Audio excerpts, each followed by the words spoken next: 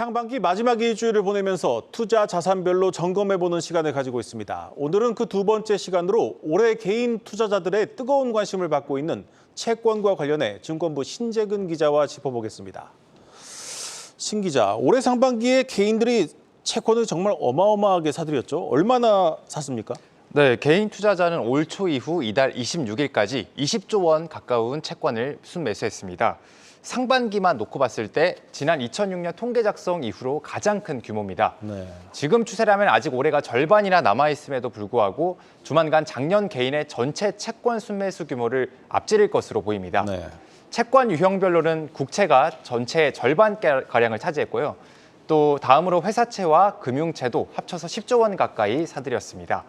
채권형 ETF에도 개인 투자자들의 매수세가 이어졌습니다. 개인은 상반기에만 채권형 ETF를 8천억 원어치 순매수했습니다.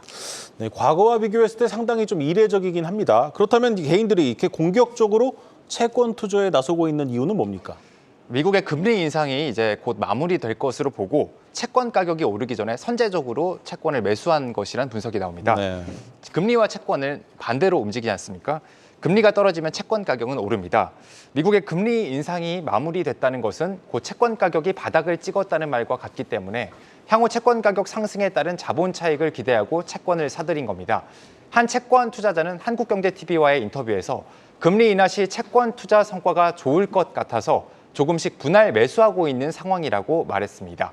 하지만 좀 이제 투자자들의 기대와는 달리 최근 들어서 이제 미국이 연내 두 차례 더 금리를 올릴 것이라는 좀 전망이 나오고 있습니다. 뭐 채권 투자를 하신 분들에게는 좀 변수가 되지 않겠습니까? 맞습니다. 당초 예상과 달리 미국의 연내 금리 인하 가능성이 낮아진 것이 사실입니다. 네. 시장은 연준이 올해 금리를 최대 두 차례 더 올릴 것으로 보고 있는데요. 원래 올해 상반기 중 금리 인상을 멈추고 하반기부터 금리를 내릴 것이란 예상이 많았는데 계속해서 높은 물가 수준이 지속되면서 예상이 보란듯이 빗나갔습니다. 이로 인해 시장 금리도 널뛰기를 반복을 하고 있습니다. 대표적으로 미 국채 10년물 금리는 지난달 연 3%대 초반까지 떨어졌다가 최근 열린 FOMC 이후에 다시 3%대 후반으로 뛰었습니다. 미 연준이 향후에도 두 차례 금리 인상을 시사하면서 하향 안정세를 보이던 시장 금리가 다시 오르기 시작한 겁니다. 네. 이 영향으로 최근 한 달간 국내 상장된 전체 채권형 ETF의 평균 수익률은 부진했는데요. 이 한 달 수익률은 0%대에 그쳤고 3개월 평균 수익률은 마이너스를 기록 중입니다. 앞으로 미국의 금리 인상이 현실로 다가올수록 시장 금리 변동성 역시 앞으로 계속해서 확대될 것으로 보입니다.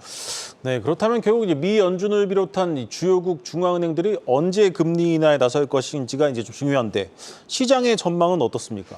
시장은 미국의 경우엔 내년 초, 한국은 올해 4분기 금리 인하를 시작할 것으로 예상하고 있습니다.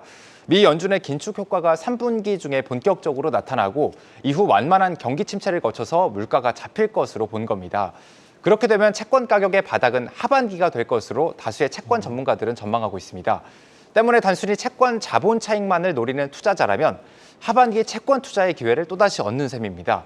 경기 회복까지 시일이 걸릴 것으로 예상되는 만큼 회사채보다는 국채가 유망한 투자처가 될 수 있다는 분석입니다. 네, 변수도 한번 고려해 보겠습니다. 만약 연준이 예상대로 내년 초에 이제 금리를 인하하지 않고 이 고금리 상황이 좀 장기화된다면 어떻게 대응을 해야 합니까? 네, 자산 운용 업계는 고금리 상황이 장기화할 경우에 만기 매칭형 ETF에 투자하면 좋다 이렇게 얘기를 합니다. 네. 만기 매칭형 ETF는 시장 금리 변동에 관계없이 만기까지 채권을 들게 되면 ETF를 들게 되면 이 투자 당시 정해진 이자를 받을 수 있는 상품입니다. 예를 들어 투자할 당시 금리가 연 5%라고 가정하면 이후 시장 금리가 4%, 3%로 떨어지더라도 만기까지 보유하면 원금에 더해서 연 5%의 이자를 받을 수 있습니다. 네. 이 운용사마다 다르지만 대부분의 만기 채권형 ETF의 만기가 6개월에서 1년 남짓으로 짧고 지금처럼 고금리 상황이 계속되면 은행 예금보다 높은 이자를 받을 수 있다는 장점이 있습니다. 더불어 미국 상업용 부동산 시장의 불안과 최근 몇 년 동안 기관 투자자들이 투자액을 늘려온 사모채권 시장의 과열에 따른 후유증 가능성도 반드시 확인해야 할 변수입니다. 네. 상업용 부동산 시장의 근간인 상업용 부동산 저당 증권과 사모채권의 부실이 급증할 경우에 기준금리 인상이 빨라질 수도 있고 우량 채권과 비우량 채권 사이의 양극화도 발생할 수 있기 때문에 무조건적인 확신보다는 다양한 변수에 귀 기울일 필요가 있다는 분석입니다. 네, 잘 들었습니다. 증권부 신재근 기자였습니다.